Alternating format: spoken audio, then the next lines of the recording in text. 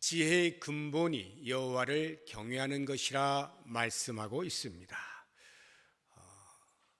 매우 유명한 말씀이죠. 여호와를 경외하는 것 지식의 근본이다, 지혜의 근본이다. 잠언을 지은 솔로몬 왕이 고백한 내용입니다. 오늘 말씀의 제목이 비굴함인가 지혜로움인가 라고 하는 것인데요, 제가 구약에서 하나의 사건, 신약에서 또 다른 하나의 사건을 소개해 드릴 것입니다. 그 사건을 바라보시는 여러분들의 시선으로 평가를 해보실 때 그 사건 속에 등장하는 등장인물들의 행동이 과연 비굴한 행동인가 아니면 지혜로운 행동인가 하는 것을 스스로 한번 생각을 해보시고, 물론 제가 말씀을 드리는 중에 답을 드리겠습니다만 여러분 스스로 한번 깊이 생각해 보시면서 말씀을 같이 들으시면 좋을 것 같습니다.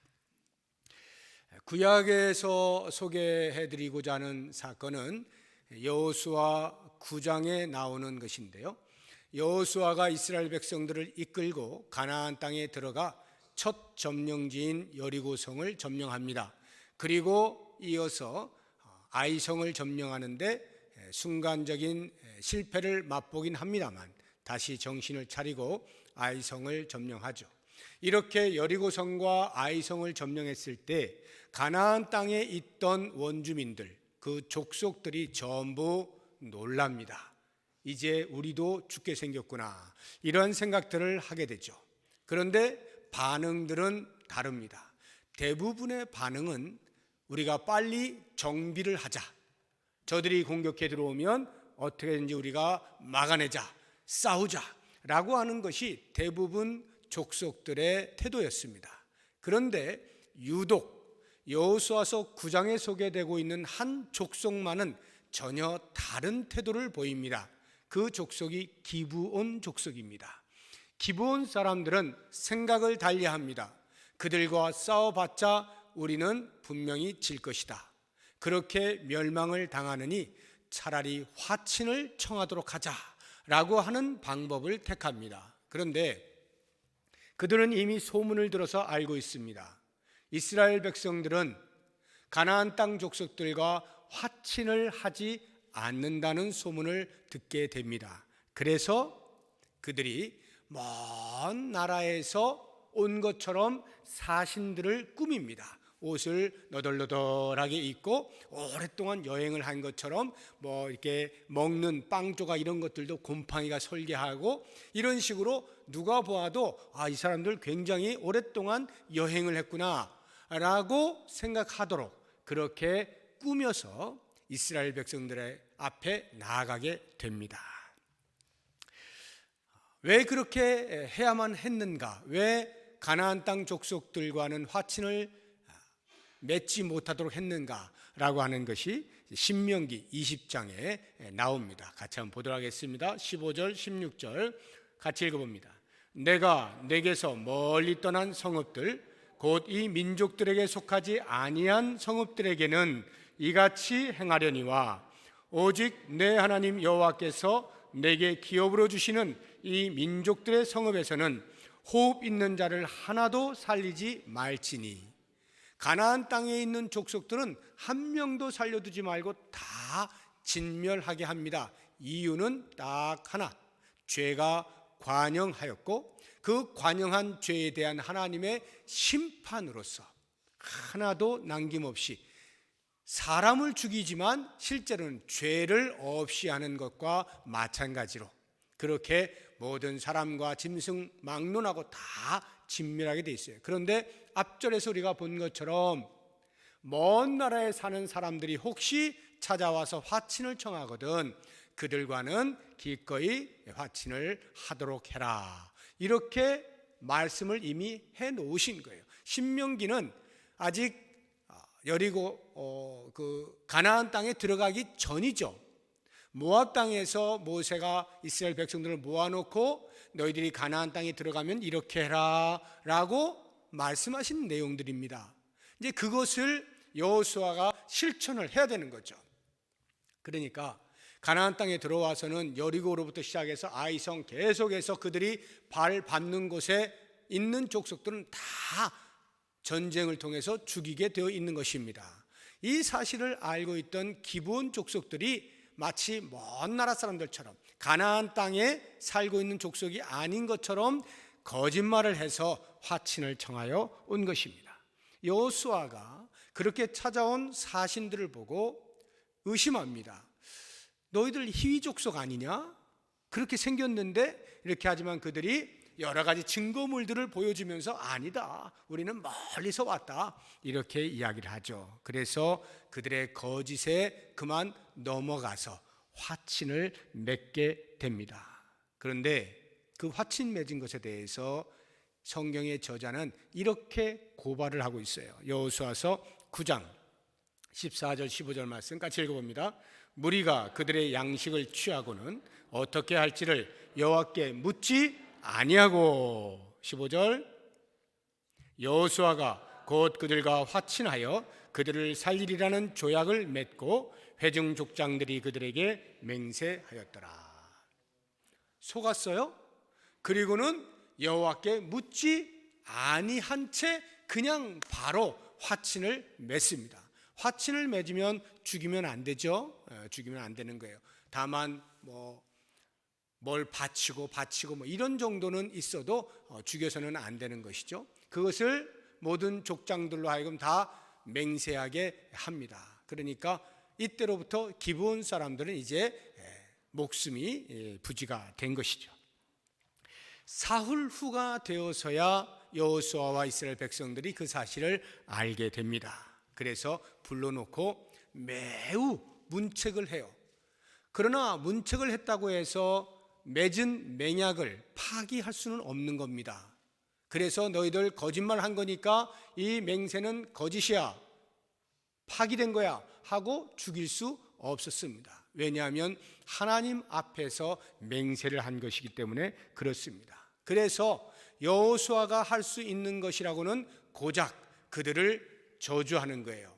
그냥 화친을 맺어서 그 화친 맺은 내용대로만 하는 것이 아니라 저주를 해요. 저주한다는 말은 그들에게 죽음 이외에 줄 수 있는 모든 벌을 내리는 것을 의미합니다.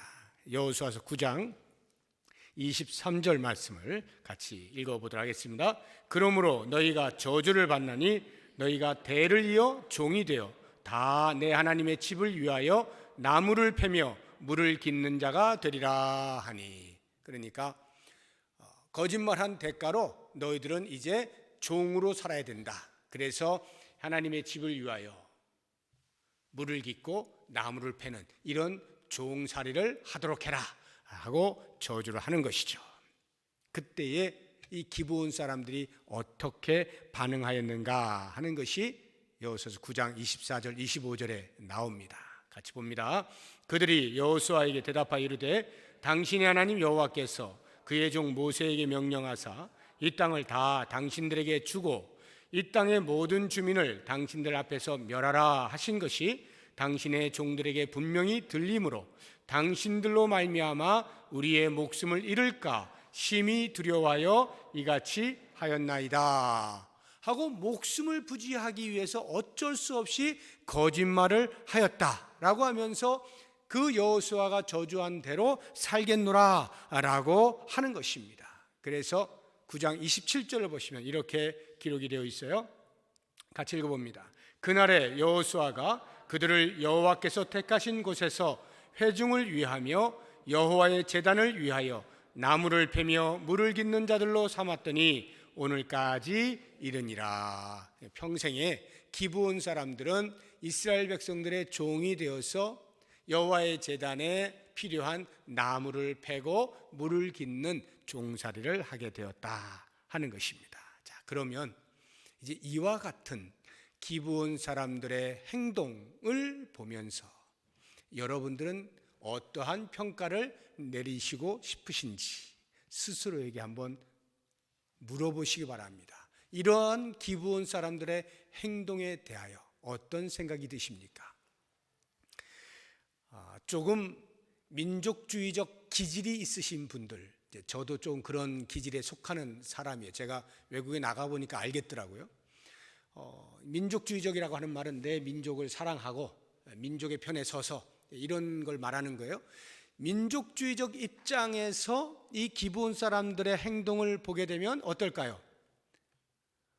이런 말도 안 되는 행동, 어떻게 자기의 목숨을 부지하기 위하여서 이렇게 치졸한 방법으로 거짓을 일삼고 나라를 다 빼앗겨도 그저 목숨 하나만 살면 된다라는 식으로 살아갈 수가 있을까?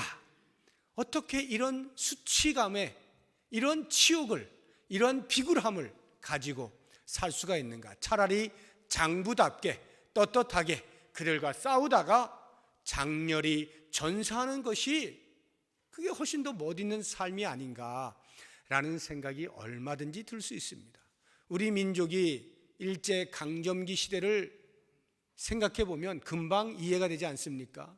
일제 강점기에 자기의 목숨을 부지하기 위해서 일본 사람들에게 만약에 빌붙어서 목숨만 살려주시면 제가 뭐든지 시키는 대로 다 하겠습니다 라고 한다면 그 당시에 그 상황 속에서는 그렇게 할 수도 있겠다라고 하는 생각도 안 드는 것은 아닙니다만 적어도 후대에 우리의 삶에서 그 선대에 행한 행동을 평가하자고 하면 결코 좋은 평가를 내리지 않겠죠.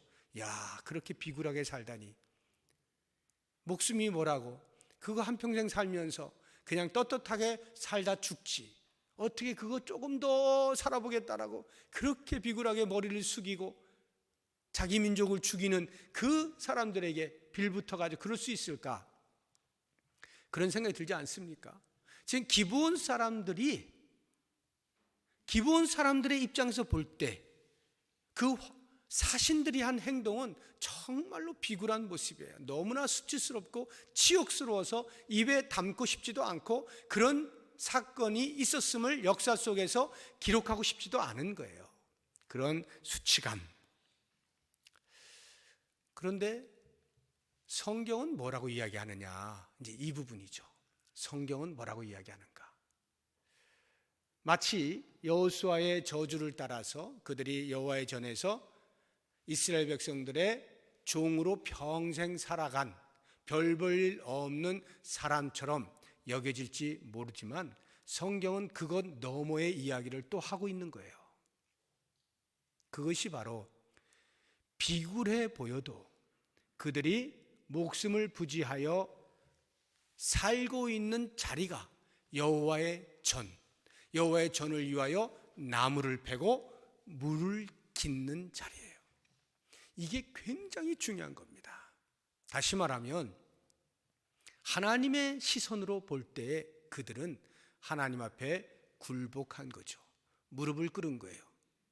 마치 비굴해 보이는 듯한 그러한 행동조차도 전능하신 하나님 앞에서는 내가 어찌 해볼 수 없음에 대한 인정을 하는 것입니다. 그리고는 차라리 내가 여호와의 집에 나무를 패는 종이 되더라도 물을 깃는 종으로 산다 할지라도 나는 이제부터 여호와를 섬기겠습니다. 이거거든요. 그들이 여호와에 대한 분명한 신앙이 있어서 이러한 결정을 하지는 않았을는지 모르겠어요. 적어도 그들의 마음 가운데는 그들이 소문으로 들은 여호와라고 하는 이스라엘의 신은 너무나 전쟁에 능하신 분이에요. 우리 인간이 아무리 노력을 해도 싸워서 이길 방도가 없어요. 그래서 미리 무릎을 꿇어버린 거예요. 모든 사람들은 칼을 들고 전쟁을 준비하였지만 이 기브온 사람들은 여호와 앞에서는 어느 누구도 상대할 수 없다 인정을 하고 그 앞에 무릎을 꿇은 사람이에요. 세상의 시선으로 볼 때에는 비굴하기 짝이 없는 그러한 모습이지만 하나님의 편에서 볼 때는 그들이 하나님의 전에 물을 깃고 나무를 패는, 그래서 하나님을 섬길 수 있는 기회를 얻은 사람들로 기록이 되고 있다 이 말이죠. 과연 이것이 비굴함일까 아니면 지혜로움일까? 잠언 기자는 말하는 거죠. 여호와를 경외하는 것, 그것이 지혜의 근본이다. 이들은 비굴해 보이는 바로 그 자리에서 여호와를 경외하기로 작정한 것이기 때문에 그것을 성경에서는 지혜롭다라고 말하고 있지 않느냐라고 하는 것입니다. 우리가 하나님을 섬길 때 때로는 우리도 모르게 나의 자존심을 세우려고 할 때가 있어요. 야, 내가 이렇게까지 하면서 신앙생활을 해야 되는 거야? 하고 나의 자존심이 하나님 앞에서 막 망가질 때, 무너질 때, 말할 수 없이 자존심이 상하고 막 그럴 때 하나님 앞에서 자기 자존심을 내세우면요, 그게 요나와 다를 바가 없는 거예요. 하나님께서 요나를 니느웨로 가라 하실 때 요나는 자존심을 세웠어요. 아니 하나님, 니느웨 백성이 어떤 백성입니까? 우리들을 괴롭히고 계속 힘들게 하는 그러한 수탈해가는 민족인데 왜 제가 거기에 가서 회개하라는 말을 해야 됩니까? 하나님, 저도 자존심이 있는 사람입니다 하고 하나님 앞에 자기의 자존심을 세웠어요. 그리고는 불순종하죠. 그런데 성경은 그 불순종하는 자존심을 세운 요나를 가리켜서 여호와를 경외하지 않은 자로 말하고 있는 것입니다. 하나님 앞에 내 자존심을 세우면 그것은 여호와를 경외하는 것이 아니에요. 그래서 자존심을 세운 떳떳함은 생겨났는지 모르지만 그것보다 더 미련함이 없는 거죠. 지혜롭지 못한 행동이었다라고 하는 거예요. 우리가 하나님을 섬길 때 우리의 자존심은 내려놓아야 합니다. 그리고 우리가 할 수 있는 것은 겸손과 순종으로 주의 뜻을 이루어드리는 것만이 우리가 할 일이다 하는 것이죠. 신약에 나타나는 한 사건을 더 소개를 해보겠습니다. 이것도 여러분들이 잘 평가를 해보시기 바랍니다. 마가복음 7장에 보면 예수님께서 유대 땅을 돌아다니시면서 전도를 하시다가 이제 유대 땅을 벗어납니다. 그리고 북서쪽으로 보면 두로와 시돈이라고 하는 지방이 있는데 그 두로 지방에 이르렀습니다. 거기에서 예수님의 소문이 또 이렇게 저렇게 나서 한 여자가 예수님을 찾아옵니다. 자기의 딸이 귀신 들렸어요. 그래서 그 귀신을 좀 쫓아내 달라라고 부탁을 하기 위해서 예수님을 찾아온 것입니다. 그런데 예수님께서 그 부탁을 듣자마자 상상할 수 없는 반응을 보이십니다. 오늘날로 하면 갑질도 이런 갑질이 없는 아주 냉혹한 갑질적인 언사로 그에게 이렇게 이야기합니다. 마가복음 7장 27절 같이 읽어봅니다. 예수께서 이르시되 자녀로 먼저 배불리 먹게 할지니 자녀의 떡을 취하여 개들에게 던짐이 마땅치 아니하니라. 여기 자녀는 유대 민족을 말하는 것입니다. 개들에게 던진다는 개들은 이방인을 말하는 것입니다. 지금 이 여인이 이방 여인이거든요. 스로보니게 여인이에요. 시리아에 속한 페니키아 사람이다 이런 말인데 이 스로보니게 여인 이방인에게 대놓고 이야기하는 겁니다. 자녀에게 줄 떡을 왜 너한테 줘? 그런데 그게 그냥 인격적으로 왜 너한테 줘가 아니라 개들한테 던지는 것이 마땅하지 않다라고 하면서 개 취급을 해버린 거예요.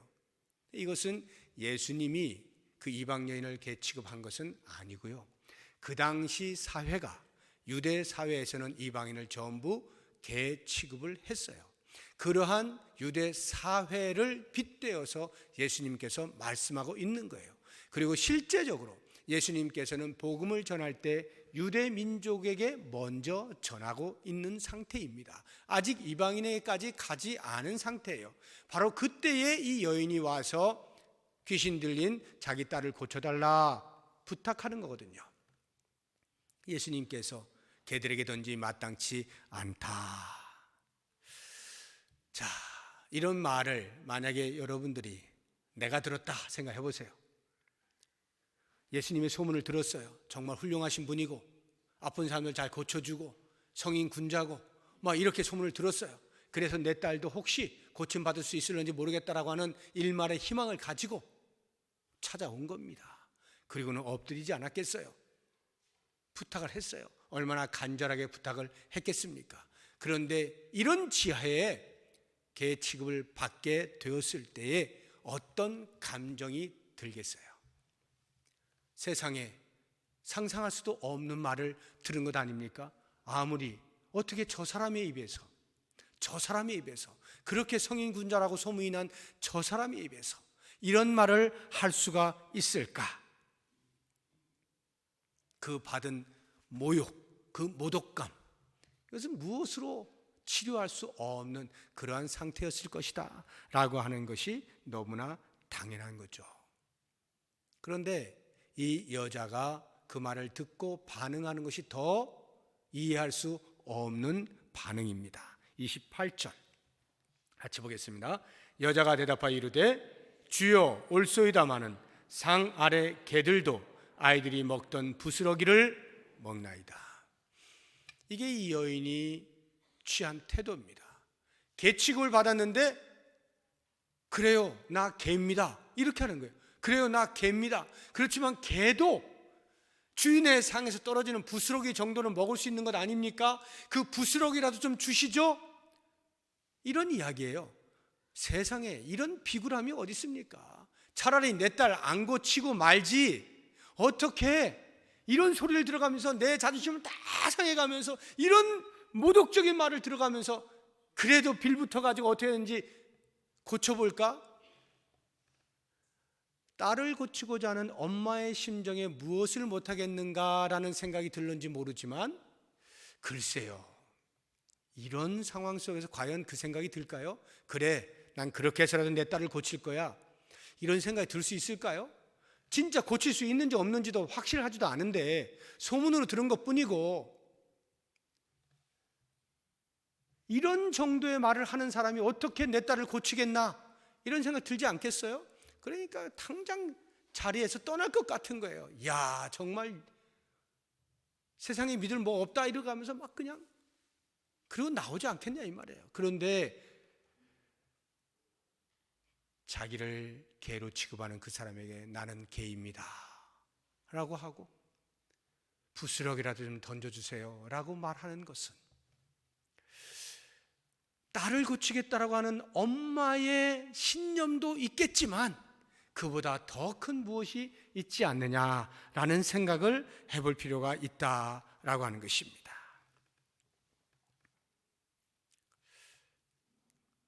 여러분들은 어떻게 생각이 드세요? 이 여인의 행동 어떻게 평가하고 싶습니까? 그렇게까지 해야 되는 건가? 그렇게까지 머리를 숙여야 되는 건가? 이런 생각 들지 않습니까? 그런데 예수님께서 그와 같은 말을 하고 있는 여인을 바라보시면서 네 딸이 고쳐졌다, 네 딸이 고쳐졌다, 당장의 문제를 해결해 주시거든요. 그 이야기는 그 여인의 태도에 예수님이 감동을 받았다라고 하는 것 아니겠습니까? 누가 봐도 비굴해 보이는 모습이잖아요. 자존심 다 팽개치고 그냥 살려만 주시면 이런 모습이잖아요. 그런데 예수님은 그것을 귀히 여기는 거예요. 그것을 믿음이라고 이야기하는 거예요. 믿음은요, 우리가 생각하는 만큼 그렇게 화려하지가 않아요. 그렇게 멋있는 게 아니에요. 예를 들어서 외부에서 핍박을 강하게 해요. 그 핍박을 견뎌내면서 믿음을 지켜내요. 초대교회 성도들이 그랬잖아요. 순교를 당해요. 우리는 그러한 모습을 보면 정말 같은 믿음을 가진 사람으로서 뿌듯합니다. 이야, 진짜 저런 믿음을 가져야지 라고 하는 생각이 들지 않습니까?